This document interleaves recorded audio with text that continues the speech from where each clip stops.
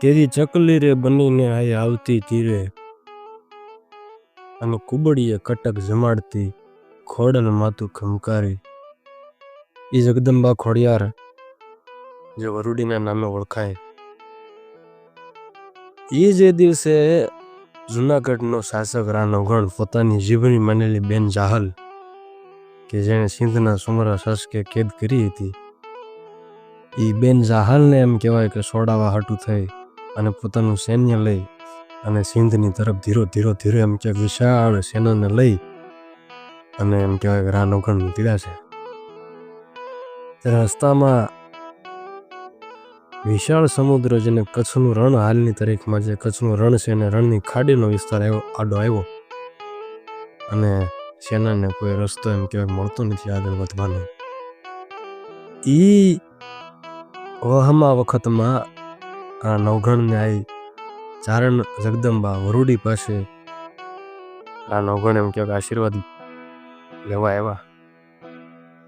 અને એ વરુડી એમ કહેવાય કે આ નવઘણને કીધું કે તમે રોકાઈ જાઓ અને રા નવઘણના સૈન્યને એમ કહેવાય ભોજન કરાવ્યું. એક વાયકા તો એવી છે સાહેબ કે માતાજી એક નાની એવી તાવડીમાંથી આખા સૈન્યને જમાડ્યું હતું. ભલામણા કુબડીએ કટક જમાડતી ખોડલ માં ખમકારી.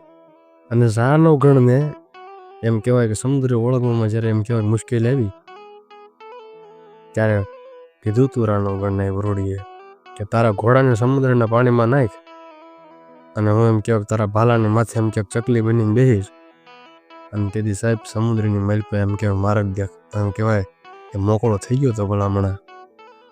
અને રા નવઘણ એમ કહેવાય સિંધમાં સુમરાને હરાવી અને પોતાની જાહલ બેનને માનપૂર્વક એમ કહેવાય મુક્ત કરાવી અને પાછા સૌરાષ્ટ્રમાં એમ કહેવાય કે આવ્યા છે. અને આજે પણ આ વરુડીની એમ કહેવાય કે પૂજા અર્ચના થાય છે. ખોડિયાર માતાજીના અવતાર જેને ગણવામાં આવે છે આ વરુડી. અને ગિરનાર અને સૌરાષ્ટ્રના પંથકમાં આ સ્વર્યગાથા આજે પણ અમર છે. તો આવા વિડીયો જોવા માટે અમારી ચેનલને સબસ્ક્રાઈબ કરો. વિડીયો ગમ્યો હોય તો તમારા મિત્ર સર્કલમાં શેર કરો. અસ્તુ. જય માતાજી. જય હિન્દ. જય ભારત.